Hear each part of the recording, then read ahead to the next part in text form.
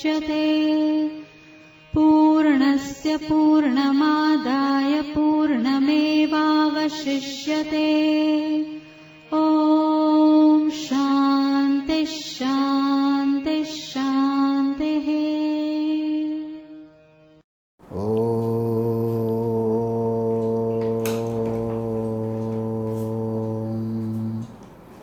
सिन्दूरारुणविग्रहं त्रिनयनां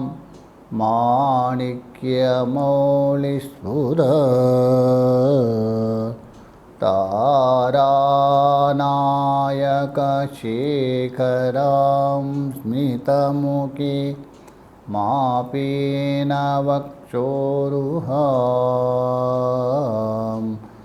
पाणिभ्यां बलिपूर्णरत्नचषकं रक्तोत्फलं बिभ्रति।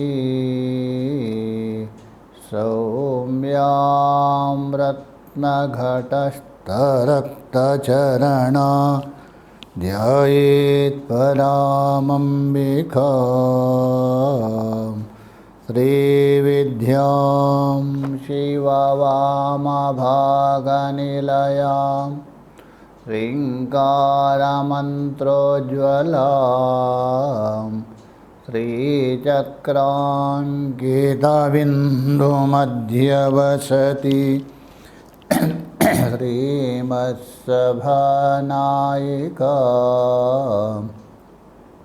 श्रीमच्छण्मुखविघ्नराजजननी श्रीमज्जगन्मोहिनी मीनाक्षीं प्रणतोऽस्मि सन्ततमहं कारुण्यवारां निधे। गुरुर्ब्रह्मा गुरुर्विष्णु गुरुर्देवो महेश्वरः। गुरुः साक्षात् परं ब्रह्म तस्मै श्रीगुरवे नमः।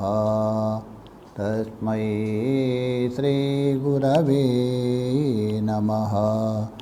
ॐ शान्ति शान्ति शान्तिः। भगवान की असीम कृपा से हम लोग बृहदारण्यक उपनिषद के चतुर्थ अध्याय के मैत्रेय ब्राह्मण को लेकर विचार कर रहे। अभी तक विचार हुआ एक परब्रह्म परमात्मा ही सर्वत्र है, जो पहले प्रतिज्ञा किया था। सर्वं विदितम इदं सर्वं विदितम। हे मैत्रेय, श्रवण मनन निधिध्यासन के द्वारा उस आत्मा का अनुभव करने से उस आत्मा में कल्पित यावत पदार्थ का ज्ञान होता है। उसी को पुष्ट करने के लिए ही, उसको दृढ़ करने के लिए स्थिति काल में भी ब्रह्म एकत्व प्रतिपादन किया। तो स्थिति काल में ब्रह्म एकत्व बता दिया 3 दृष्टांतों के द्वारा। नगाड़े का दृष्टांत दिया, शंख का दृष्टांत दिया, वीणा का दृष्टांत दिया। इन तीनों दृष्टांतों से सामान्य ज्ञान से ही विशेष ज्ञान होता है। दो स्फुरण से अतिरिक्त स्फोर्य वस्तु नहीं है। अतः स्थिति काल में ब्रह्म ही है। जो दिख रहे आपको अलग भेद, वह उपाधिक है। पारमार्थिक नहीं है, ये बता दिया। आगे जो बता रहे उत्पत्ति काल में भी, तो उत्पत्ति जो काल है उस काल में भी ब्रह्म से अतिरिक्त कुछ है ही नहीं। एक ही परमात्मा ही अलग अलग दिख रहे, एक ही परमात्मा से सब निकल रहे उत्पत्ति काल में। अविद्या को लेकर, वासना को लेकर ये अलग दिख रहे, किंतु उत्पत्ति काल में भी जो अलग दिख रहे वो अलग नहीं है, ब्रह्म एक है। उसके लिए आगे का मंत्र बता रहे, जो 11वें मंत्र में ये बताने जा रहे। यथा आर्द्र येदाग्नेरभ्यहितस्य पृथग्धूम विनिश्चरन्ति एवं वा अरे अस्या महतो भूतस्य निश्वसितम् एतद्ऋग्वेदो यजुर्वेदो सामवेदो अथर्वाङ्गिरसा इतिहासा पुराणं विद्या उपनिषत् श्लोकः सूत्राणि अनुव्याख्यानानि व्याख्यानानि इष्टं हुतम् अशितं पायितम् अयं च लोका परश्च लोकः सर्वाणि च भूतानि अस्यैव एतानि सर्वाणि निश्वसितानि। यहाँ बता रहे उत्पत्ति काल में भी परमात्मा से अतिरिक्त नहीं है, उसको समझा रहे मैत्रेय को। किस प्रकार स्पष्ट कहा, स्पष्ट बता रहे वहाँ स शब्द के द्वारा यहाँ दृष्टांत को समझा रहे, क्योंकि दृष्टांत के बिना जो बताने वाला, जो स्पष्ट रूप से निरूपण करने वाला जो दृष्टांत है, जिज्ञासु साधक को जल्दी नहीं समझने आता है।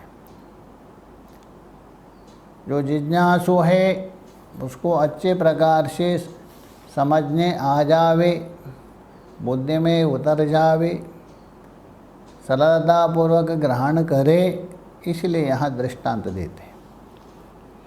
दृष्टांत का तात्पर्य दृष्टांत के लिए नहीं, प्रतिपाद्य तत्व को समझाने के लिए। तो इसलिए स शब्द है दृष्टांत का परामर्श है। यतः आर्द्रः येधे, आर्द्रा येधे का मतलब है गीली लकड़ी, बिल्कुल सूखी नहीं है, थोड़ी सी गीली है, बिल्कुल गीली भी नहीं, तो इसलिए गीली लकड़ी है काष्ठ। उसको क्या किया, यथा आर्द्रः येदा, उसको अग्नि के द्वारा अपने प्रज्वलन किया। अग्निरभ्यहितात्, अभ्यहित का मतलब आदान करना, प्रज्वलित करना, चयन करना। तो उससे आपने क्या किया, अग्नि प्रज्वलन किया। तो कहने का मतलब अग्नि प्रज्वलन करने के बाद, अग्नि को जलाने के बाद उसमें गीली लकड़ी डाल दिया। अच्छा, आप पता है गीली लकड़ी डालने से क्या होगा, उससे आप जानते। सूखी लकड़ी डालने से क्या होता है, गीली लकड़ी डालने से आप क्या होता है, ये आपको पता है। अच्छा, कोई जो सिटी में रहता है, गैस चलाता है, कभी लकड़ी को देखा ही नहीं, वो तो अलग बात है, ऐसा कोई हो नहीं सकता। तो इसलिए हम बोल रहे आर्द्रः येदाग्ने अभ्यहितात्, गीली लकड़ी का अभ्यधान बोल तो आधान करने से, जलाने से। अग्नि तो निकलती, वो अलग बात है, किंतु पृथक धूम विनिश्चरन्ति, अर्थात यहाँ पृथक का बोल तो नाना प्रकार के। ये पृथक का मतलब भिन्न अर्थ नहीं लेना, भिन्न भिन्न प्रकार से, नाना प्रकार से। तो नाना प्रकार का धूम, नाना प्रकार का धूम क्यों है, इसलिए लकड़ी में जैसा जो गीलापन है वैसा अब देखा जाता है। देखिए, टायर को जला दिया, धुआं अलग है, लकड़ी को जला दिया अलग अलग लकड़ी में अलग अलग धुआं होता है, एक जैसा नहीं होता है।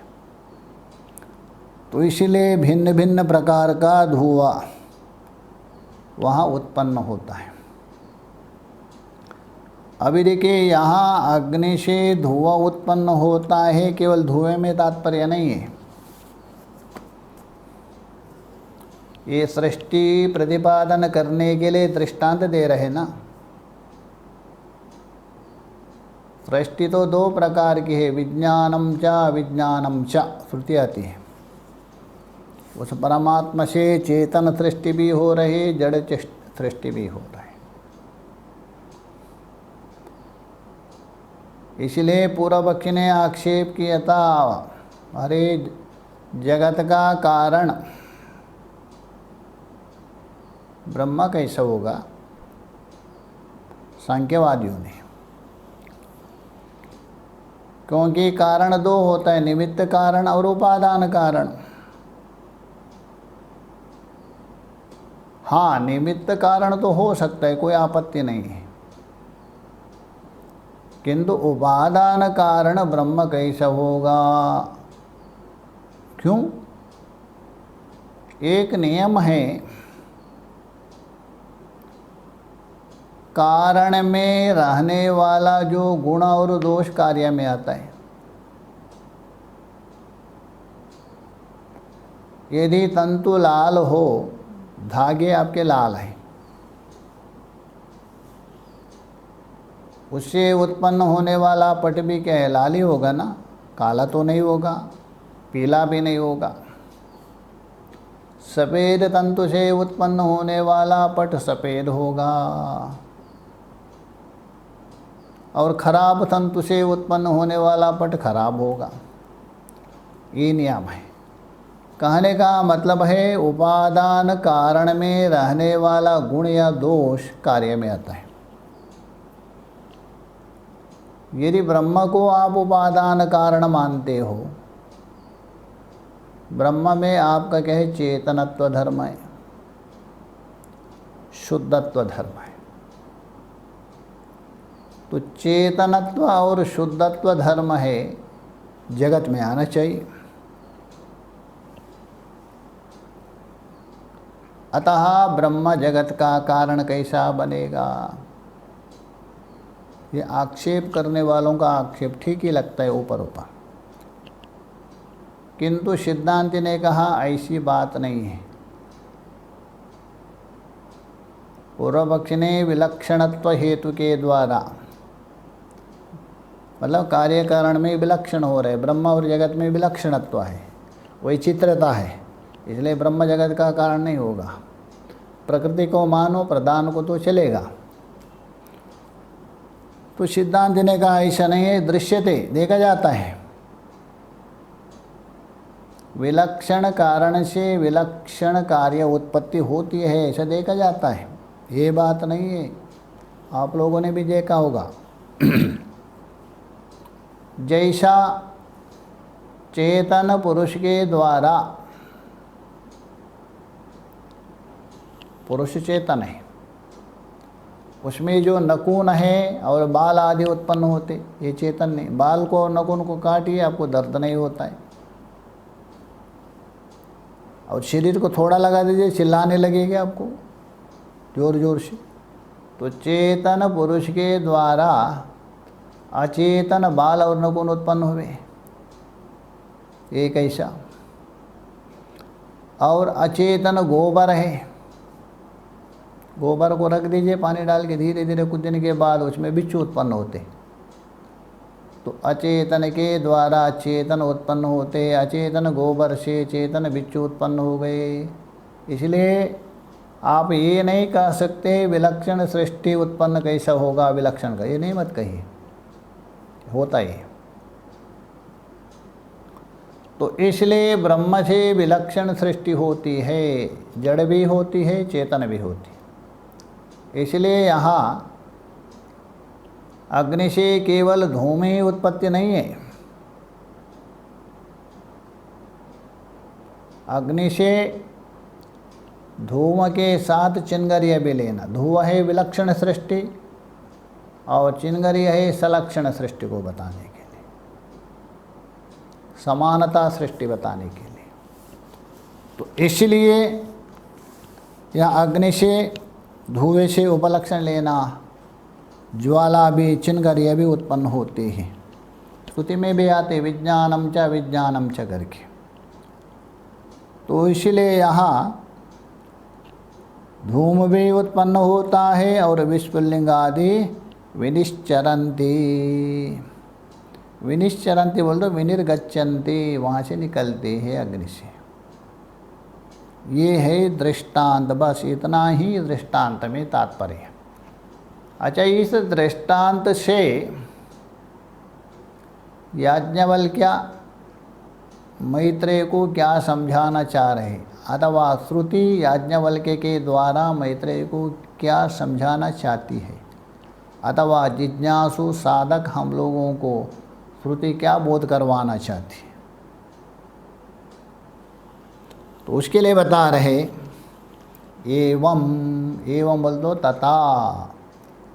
जिस प्रकार यहाँ दृष्टांत दिया गीली लकड़ी से धुआं और विस्फुलिंग उत्पन्न होते हैं हे मैत्रेय, वैसा ही अरे संबोधन है, अरे मैत्रेयी अस्या महतो भूतस्या।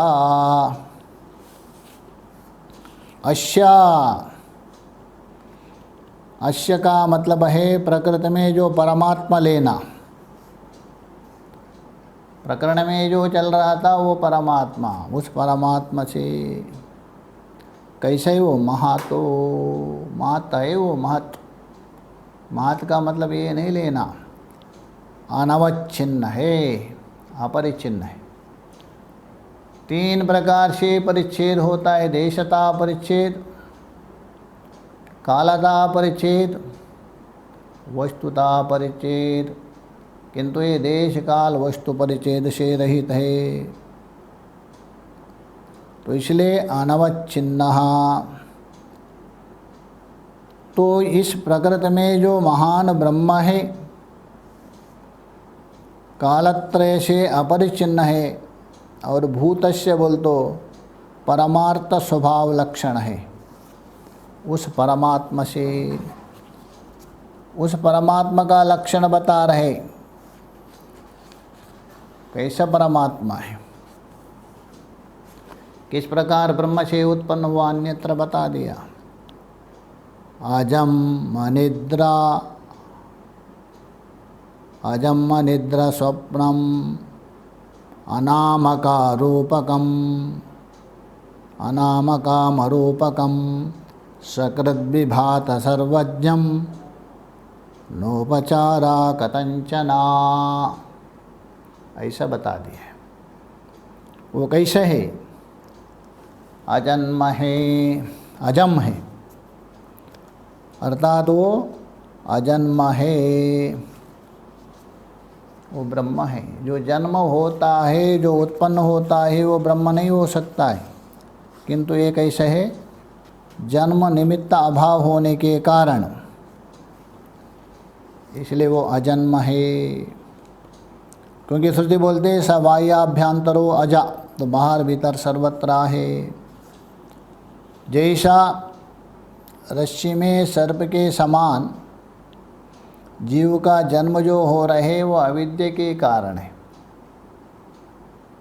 अविद्या रूप उपाधि से जन्म हो रहे।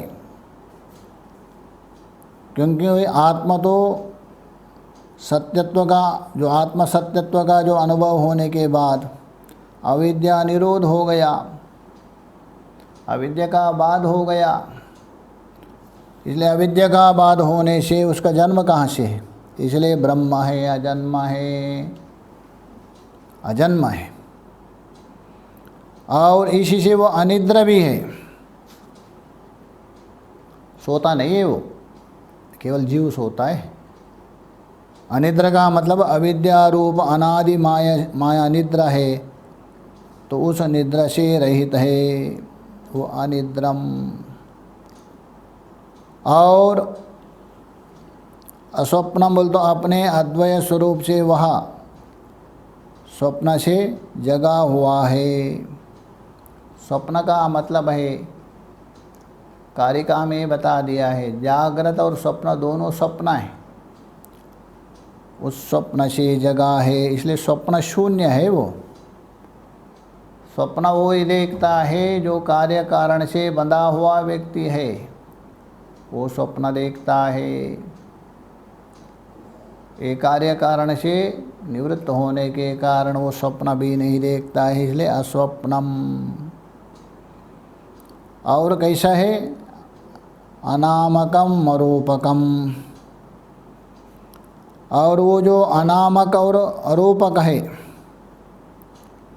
अर्थात नाम रूप आदि, ये अज्ञान के कारण ही उसमें आया। नाम भी रूप भी अज्ञान के कारण। अज्ञान यदि निवृत्त हो गया तो नाम रूप उसमें कहाँ से रहेंगे, इसलिए वो नाम और रूप से रहित है।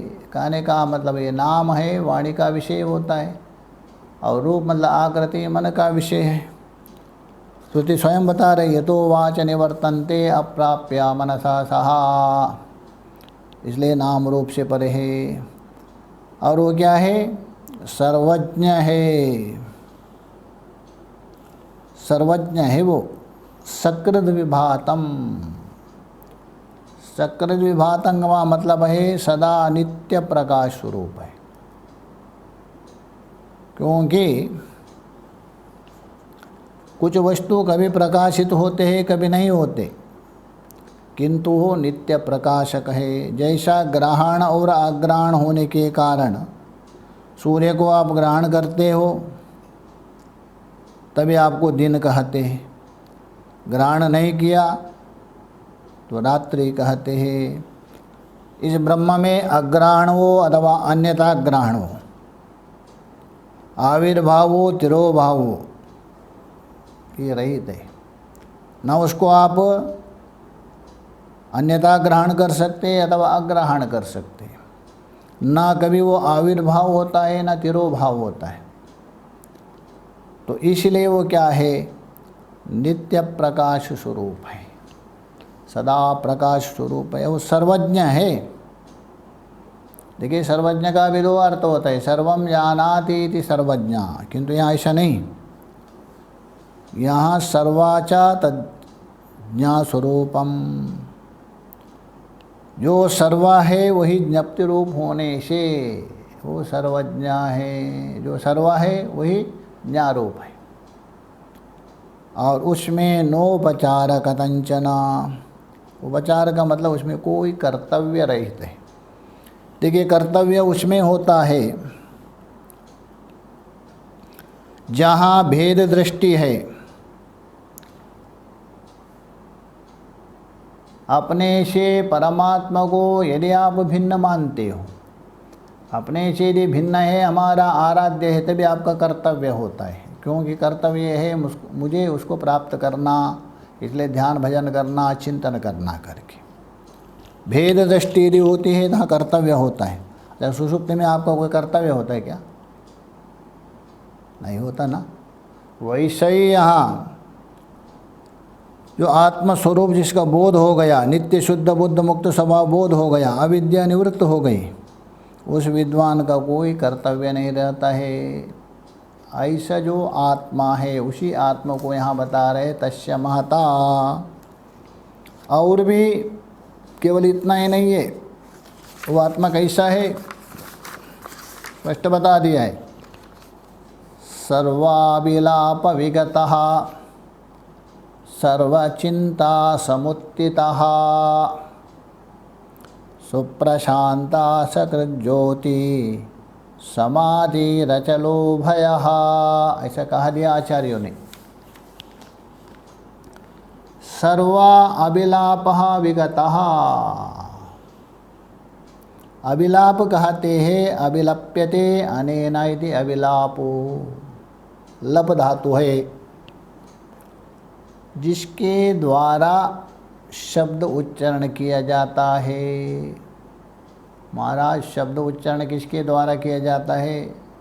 किसी ने प्रश्न किया तो किसी ने, एक बैठा था छोटा एक, महाराज नाक से, नाक से शब्द, हाँ जहाँ नींद है तो गुर्र गुर्र करता है, कर्राटे मारता है ना, नाक से शब्द उच्चारण, अरे वो नाक से शब्द उच्चारण नहीं होता है। जो शब्द का मतलब है यहाँ व्यक्त शब्द लेना। शब्द दो प्रकार के, एक अव्यक्त शब्द, एक व्यक्त शब्द। जैसा आप लकड़ी से बजा खट खट खट करके हो गया, वो भी शब्द है। आप चल रहे हैं, वो भी एक शब्द है।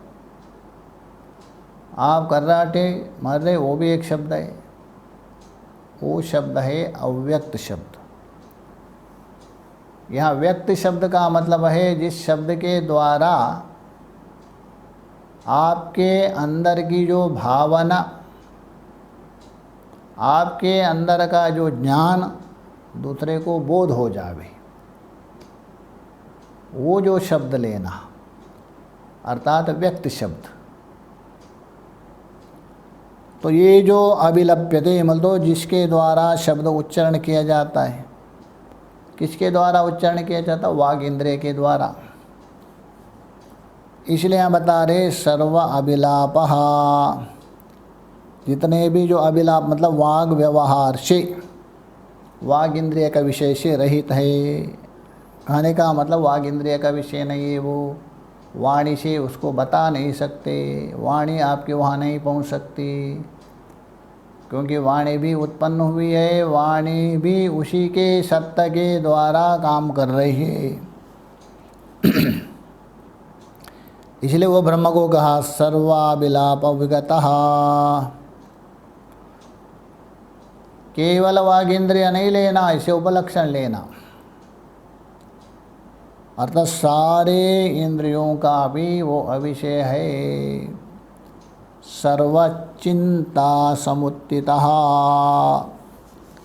सब प्रकार की चिंता से ऊपर उठा है। अब यहाँ चिंता का मतलब है चिंत्यते अनया इति चिंता, जिसके द्वारा आप चिंतन करते हो, जिसके द्वारा आप अनुसंधान करते हो, वो चिंता है। किसके द्वारा? बुद्धि के द्वारा, अंतःकरण के द्वारा। इसलिए चिंता शब्द से लेना बुद्धि, क्योंकि जिसके द्वारा आप चिंतन करते हैं, विचार करते हैं, उस बुद्धि का भी विषय नहीं है, उससे ऊपर उठा है, क्योंकि बुद्धि को भी वो प्रकाशित करता है। और सुप्रशांता, बिल्कुल शांत है, अत्यंत शांत है। शांत अब सुषुप्ति में भी होते हैं, किंतु अत्यंत शांत वो सुषुप्ति में नहीं, क्योंकि वहाँ विद्या पड़ी। सकृत ज्योति नित्य प्रकाश स्वरूप है वो समाधि, और वो समाधि है। ब्रह्म का एक नाम है समाधि। क्यों? समाधि के कारण से,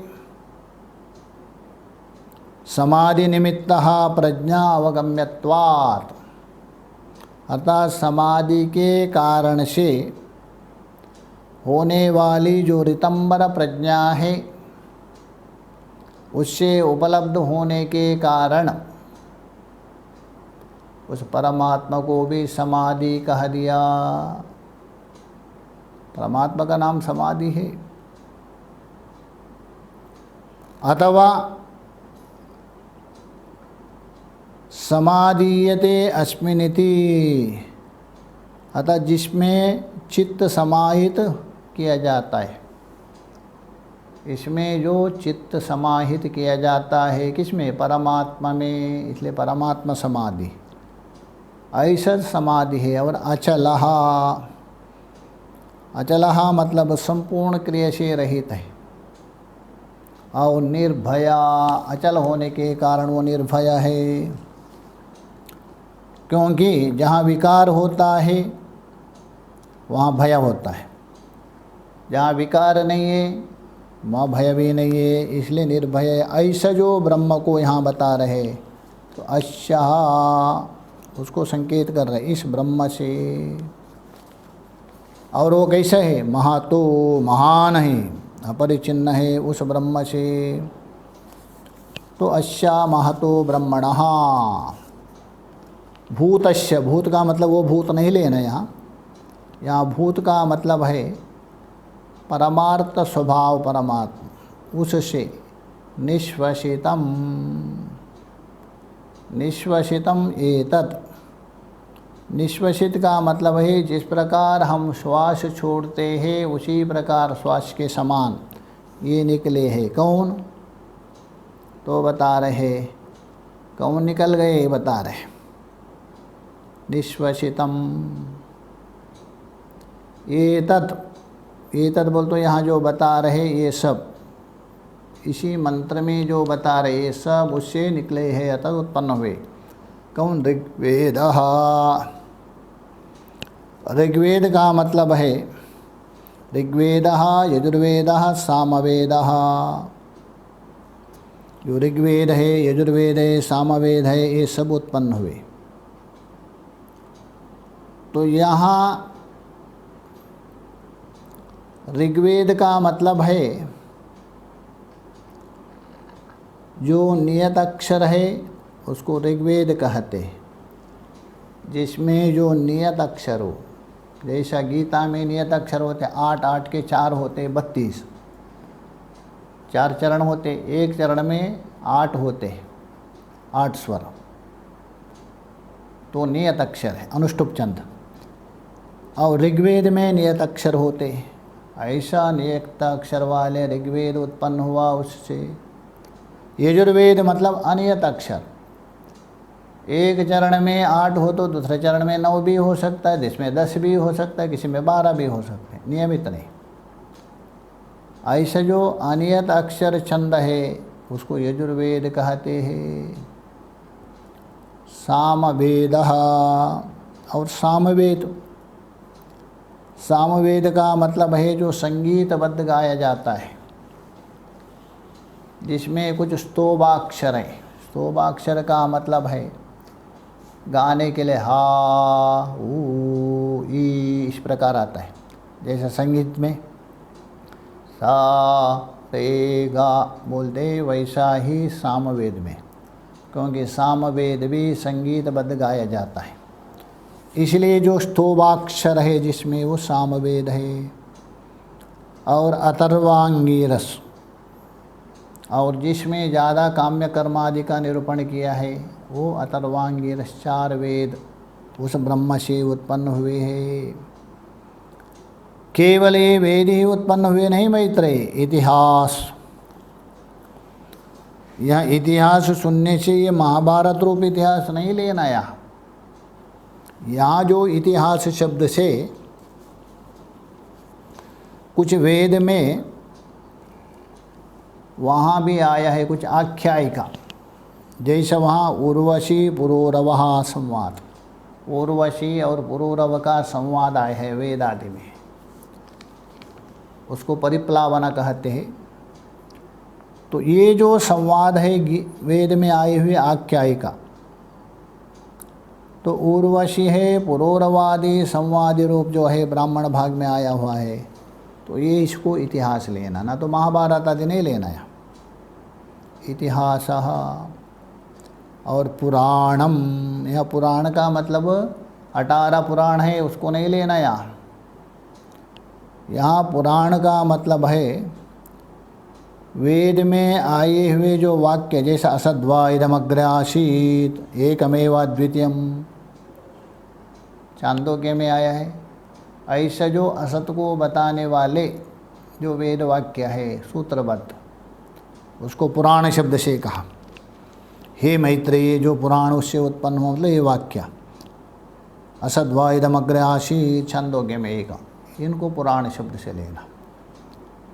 और विद्या, विद्या का मतलब है देवजन विद्या, तो देवतों की जो विद्या है, जैसा वहाँ आया है वेद में, सिर में जल के घड़े रखकर वो जो नृत्य की जाती है, ऐसी जो विद्या है, इसलिए वहाँ बताए उदकुंभ निधाया, तो उसको नृत्य करते, वो नृत्य लेना। ऐसे जो नृत्य गीत आदि जो ब्राह्मण भाग में बताया वो नृत्य है, तो उसको बता रहे यहाँ विद्या। और उपनिषदः, उपनिषद का मतलब है जैसा सूत्रबद्ध वाक्य वेद के, जैसे प्रियमिति एतदुपासीतः, आत्मा को प्रिय रूप से उपासना करे, सबसे प्रिय आत्मा है, उस आत्मा की प्रिय रूप से ये जो उपासना करे, ऐसा रहस्यमय। उपनिषद का मतलब रहस्यमय विद्या, जो रहस्य है ऐसा सूत्र को बताने वाले जो वाक्य है ये उपनिषद है। ना तो ईशावास्यद उपनिषद नहीं लेना, वो तो वेद में तो आ ही गया, तो इसलिए उपनिषद। और श्लोकः, श्लोक का मतलब यहाँ मंत्र लेना, क्योंकि वेद में दो है, एक ब्राह्मण भाग है, एक मंत्र भाग है। तो ब्राह्मण भाग में आए हुए जो मंत्र, एक मंत्र भाग में आए हुए मंत्र और ब्राह्मण भाग, ब्राह्मण भाग और मंत्र भाग में ये थोड़ा अंतर है। मंत्र भाग में जो बता दिया उसी को ही विस्तार वाक्य जो बताते हैं वो ब्राह्मण भाग है, वो भी वेद है। संक्षेप से बता दिया है, उसको विस्तार रूप से बता रहे। तो ब्राह्मण भाग रूप वेद, उसमें आए हुए मंत्र को यहाँ श्लोक शब्द से लेना, वो भी परमात्मा से उत्पन्न हुए। श्लोक सूत्राणि, यह सूत्र का मतलब ये नहीं लेना ब्रह्म सूत्र आदि, क्योंकि ब्रह्म सूत्र तो बाद में उत्पन्न हुए ना व्यास के द्वारा। यहाँ सूत्राणि का मतलब है जैसा इसी बृहदारण्यक में प्रथमाध्याय में आत्म इत्येव उपासीता, ये विद्या सूत्र है, और असदेव सह अथवा अव्याकृतम आसीदे अविद्या सूत्र है। तो इसलिए ब्रह्म को बताने वाले, ब्रह्म को सूत्रित करने वाले ये जो सूत्र है आत्मा एव उपासीता, ये सूत्र लेना, इसको सूत्र शब्द से। तो सूत्राणि और अनुव्याख्यानानि, अनुव्याख्य का मतलब है वस्तु संग्रह वाक्यों का विवरण। पहले वस्तु का संग्रह रूप से बता दिया एक, जैसे भगवान भाष्यकार ने के पश्वादि अविशेषात, एक सूत्र से बता दिया, उसका विस्तार करना बाद में। तो वस्तु संग्रह वाक्य का जो विवरण है उसको अनुव्याख्या, पहले सूत्रबद्ध बोल दिया मंत्र और उसी की व्याख्या करना, ये भी ब्रह्म से उत्पन्न हो गया। सूत्राणि अनुव्याख्यानानि, व्याख्यानानि, व्याख्या का मतलब है जैसे वहाँ सप्तान्न ब्राह्मण में आया, मेधया ही तपसा जनयत, उस परमात्मा ने पांक्त कर्म और पांक्त उपासना के द्वारा 7 अन्नों को उत्पन्न किया। इस प्रकार सप्तान्न ब्राह्मण में जैसे वाक्य के अन्न का, ऐसा व्याख्या करने वाले वाक्य, उसको व्याख्यानानि। ये सब मैत्रेयी उस परमात्मा से उत्पन्न हुए। और क्या उत्पन्न हुए तो बता रहे, और इष्टम, इष्ट का मतलब है जो याग जो किया है, हवन किया हुआ, जो हवन किया हुआ जो फल है, हवन क्रिया किया है उसका हुतम। इष्ट का मतलब यजन याग, हुतम बोल तो हवन, मतलब यज्ञ और याग है जो हवन किया हो अथवा जो याग किया है, तो वो भी परमात्मा से उत्पन्न हुआ है। और अशितम, खिलाया हुआ जो भी है आप, उससे पुण्य आदि होता है, वो भी उसी से उत्पन्न हो रहे। जो भी आप खिलाते हैं सब कुछ उस परमात्मा से उत्पन्न हुए। पायितम, पायितम बोल दो जो दिलाया जाता है, जलादि खाया जाता है जो अन्न आदि, यही परमात्मा से सब उत्पन्न हुए। और केवल इतना नहीं, अयम च लोका परश्च लोकः, अयम च बोल दो वर्तमान में जिस लोक में हम हैं ये लोक भी, और आगे प्राप्त करने वाला लोक, अथवा ये भूलोक और अन्य लोक। लोक का अर्थ तो होता है जैसा शरीर को लेके यदि आप विचार करते हो और शरीर के अंदर रहने वाला जो स्वामी है क्षेत्रज्ञ को लेके विचार करते हो तो लोक बदल जाता है। शरीर के दृष्टि से यदि लोक कहते हो, ये पृथ्वी लोक हो गया अथवा भूलोक अथवा कर्मलोक जिसमें हम लोग रह रहे, ये लोक शरीर के अपेक्षा, तो शरीर के अपेक्षा करके लोक हो गया, भूलोक हो गया। और शरीर के अंदर जो तत्व है उसको लेके विचार करेंगे तो शरीर ही लोक हो गया, क्योंकि लोक्यते कर्म फलम बुध्यते अस्मिन्, जिसमें रह कर ये जीवात्मा कर्म फल भोगता है उसी का नाम है लोक। गाने का मतलब है ये शरीर मिला है काय के लिए, हर एक व्यक्ति को शरीर मिला है ना, किसके लिए मिला? भोग के लिए मिला है, इसलिए कहा भोगायतनम शरीरम, भोग का आश्रय है। ठीक है, भोग करता है जीवात्मा। आप भोग जीवात्मा जो कर रहे, भोग के लिए जो निमित्त है वो सूक्ष्म शरीर हो गया, उसमें वासना पड़ी है उसको लेकर, किंतु भोग करने के लिए आश्रय तो चाहिए, उसके बिना नहीं होगा। किसी ना किसी आश्रय में, जैसे आप गए होटल में, भोजन आप करेंगे थाली में, किंतु बैठने के लिए जगह चाहिए ना, किसी में कहाँ जगह बैठ कर के भोग करेंगे ना, भोजन करेंगे। यदि कहेंगे महाराज मैं खड़े होने के लिए भी कोई जगह चाहिए, आकाश में उड़ करके आप भोजन नहीं कर सकते। वैसे ही ये जीवात्मा है, जन्म जन्मांतर में किया हुआ जो वासना के अनुरूप भोग तो करता है, किंतु भोग करने के लिए कोई ना कोई उसका आश्रय चाहिए, इसके बिना नहीं होता है। जैसा आपने आजकल बंद हो गया, पहले रिकॉर्ड करते थे,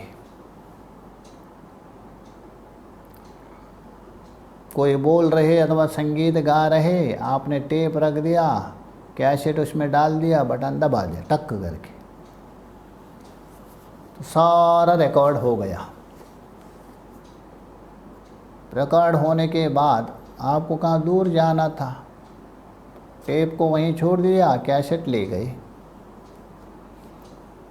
अच्छा, जितना भी वो संगीत हो, जो भी कार्यक्रम हो गया, आगे जो होने वाला गुरु पूर्णिमा आदि, आजकल तो मोबाइल में डालते, अलग बात, इंटरनेट क्या क्या आ गए पता नहीं, पहले का बता रहा। वो जो रिकॉर्ड हुआ है वो किस में है? आप ले गए कैसेट में। अच्छा, कैसेट में रिकॉर्ड सब कुछ है आपके पास, आप घर में गए, घर में आपका बिजली भी है, वो कैसेट को क्या सुन सकते हैं क्या आप? कान में लगा दीजिए, उसमें क्या लिखा है करके, और घर में जाके बोल दीजिए कि हम वह बहुत बढ़िया कार्यक्रम होता है, इसमें भरा है, ले सुनो, कान में लगा उसका, वो बैठ के सुनेंगे, नहीं सुन सकता। क्यों? सारा रिकॉर्ड उसमें है, सारा कार्यक्रम उस कैसेट में है, किंतु उसको सुनना यदि हो, एक साधन चाहिए, टेप चाहिए। अथवा पहले वीडियो करते थे, बड़ा वीडियो कैसेट होते थे, तो उसमें आपने सारा वो ले गए कहाँ से खरीद करके, और इसमें सारे चित्र है, रामायण महाभारत आदि है डीवीडी में, तो डीवीडी को ऐसे देख ले लो, दिखेंगे उसमें रामायण सारा? नहीं दिखेगा, उसमें वीसीआर में डालना पड़ेगा आपको, उस यंत्र में डालना पड़ेगा, तभी दिखेगा। तो वैसा एक लोक में जो संभव नहीं है, वैसा यहाँ कैसा संभव है? इसलिए ये जो हमारा अंतःकरण है, मानो एक कैसेट के समान, उसमें सारा रिकॉर्ड है। इस रिकॉर्ड में जो है सुनता है, भोग करता है जीवात्मा, किंतु उसके लिए कोई ना कोई साधन चाहिए, ये है शरीर। इसलिए शरीर का नाम कह दिया भोगायतनम, भोग का आश्रय है। जैसे वहाँ टेप सुनने का आश्रय कौन हुआ, कैसेट सुनने का आश्रय हो गया टेप, और डीवीडी देखने का साधन हो गया आपका वो यंत्र हो गया। तो वैसे ही यहाँ भोग का आश्रय है, जिसमें रहकर ये जीवात्मा भोग करता है। शरीर का नाम भी लोक कहा दिया। तो लोक है, तो अयम लोक बोल तो ये शरीर लीजिए। एक तो लोक प्रसिद्ध है, सबको पता है, इस लोक में मैं जी रहा हूँ, आगे जाके मुझे भिन्न लोक में जाना है, श्रेष्ठ लोक में जाना है, इसलिए पुण्य कर्म करना है। ये तो सब लोग बोलते हैं, ये तो सब मानते हैं। किंतु एक लोक का अर्थ है शरीर। तो अयम लोका मतलब ये शरीर, परलोका मतलब आगे प्राप्त होने वाला शरीर। इसको यहाँ संकेत कर रहे हैं, हे मैत्रेयी, इस लोक और परलोक। अच्छा, इस लोक और परलोक जो प्राप्त होता है तो परमात्मा ही उत्पन्न कर रहे हैं, परमात्मा से हो रहे, चाहे तो इस लोक हो अथवा परलोक। किंतु यदि शरीर लेते हो, परमात्मा केवल निमित्त बनता है, आपके कर्म के अनुसार आप कारण बनते हो। जैसा आपने कर्म किया, जैसा आपने कमा दिया, वो आपकी पूंजी हो गई। उस पूंजी के अनुसार परमात्मा आपको उस श्लोक में भेजता है। उस श्लोक में मतलब उसी शरीर में। तो इसलिए शास्त्र में 3 प्रकार का कर्म, शुक्ल कृष्ण शुक्ल कृष्ण 3, योगी नाम अशुक्ल कृष्ण, ऐसा कहा दिया है।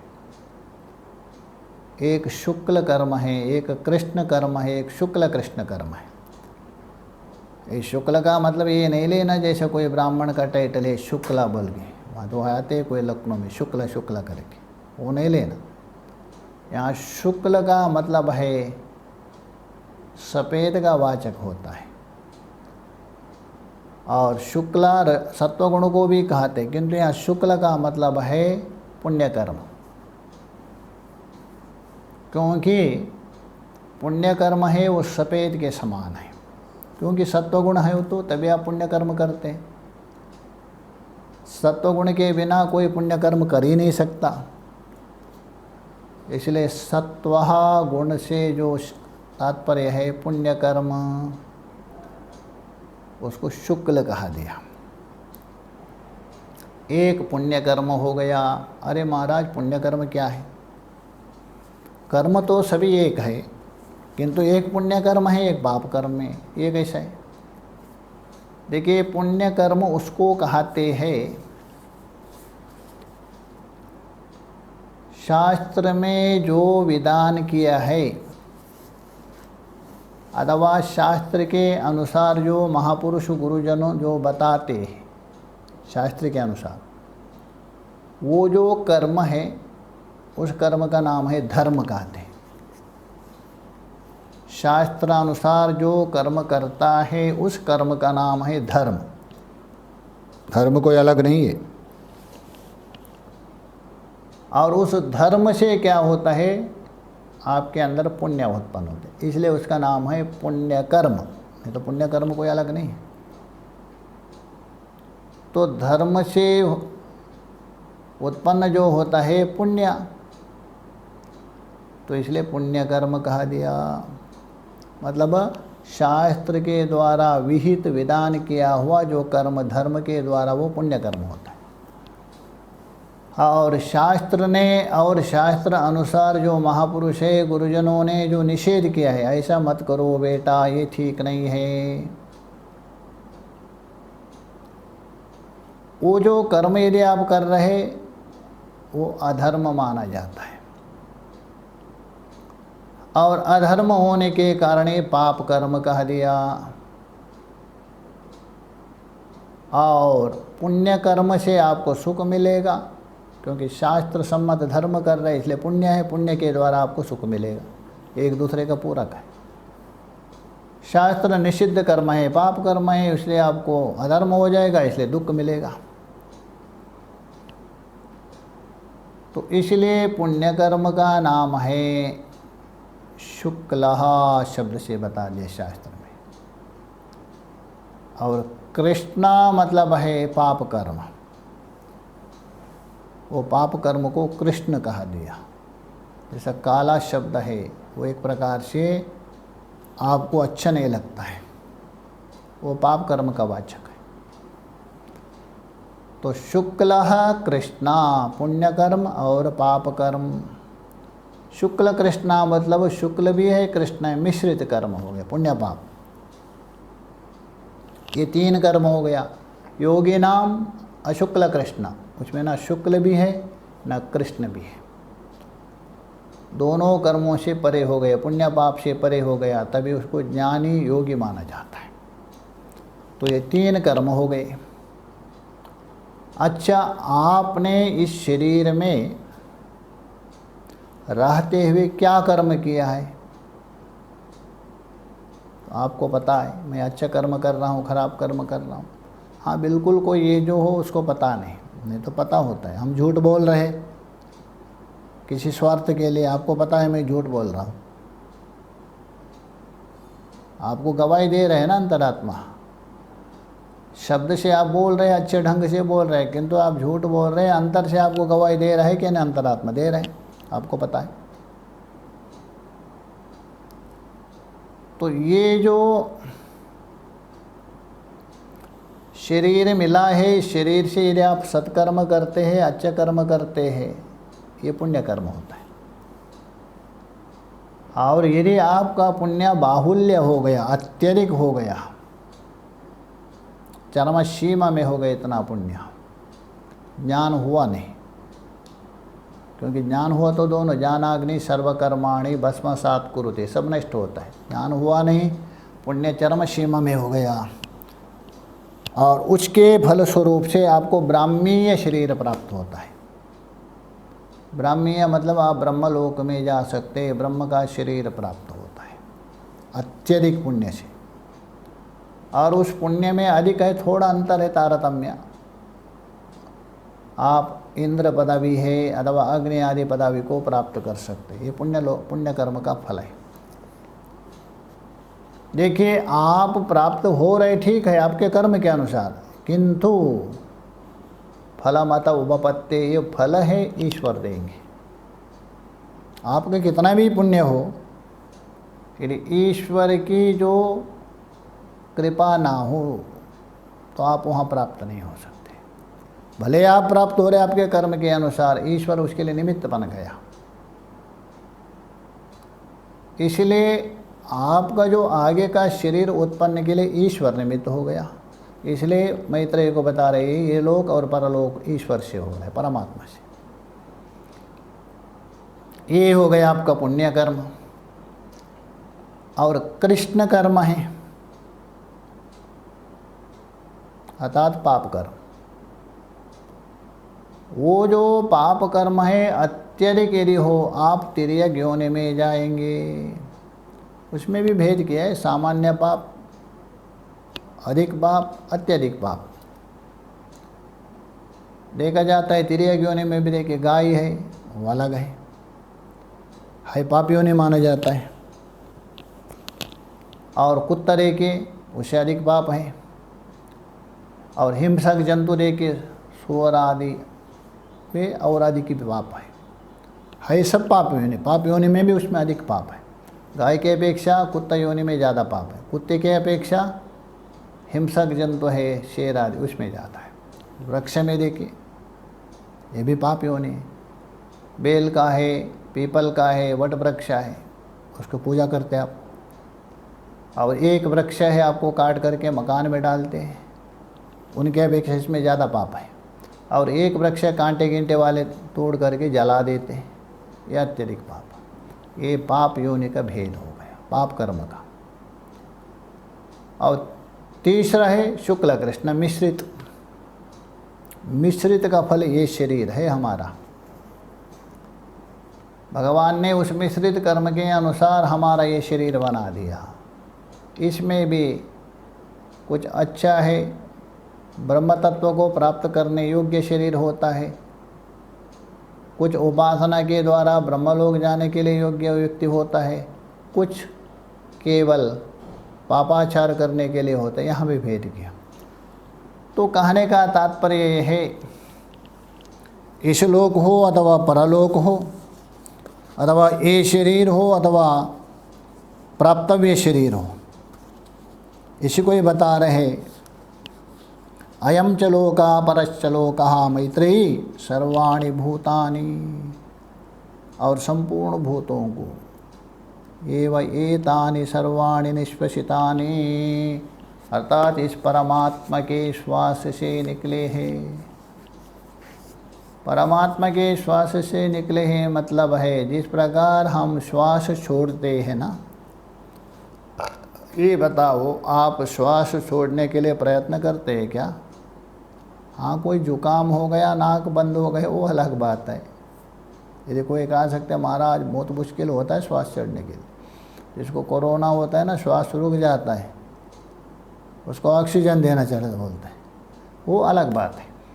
स्वस्थ व्यक्ति है, उसके लिए श्वास छोड़ने के लिए कोई प्रयत्न नहीं करना पड़ता है। भोजन करने के लिए भी आपको प्रयत्न करना पड़ता है, चलने के लिए, सामान उठाने के लिए प्रयत्न करना पड़ता है, किंतु श्वास के लिए नहीं। वैसा ही अनायासेन ब्रह्म से उत्पन्न है। क्या वो ब्रह्म का नाक से निकले ऐसा नहीं लेना, या श्रुति सीधा बोल रहे ब्रह्म के श्वास से निकले हैं ऐसा नहीं लेना।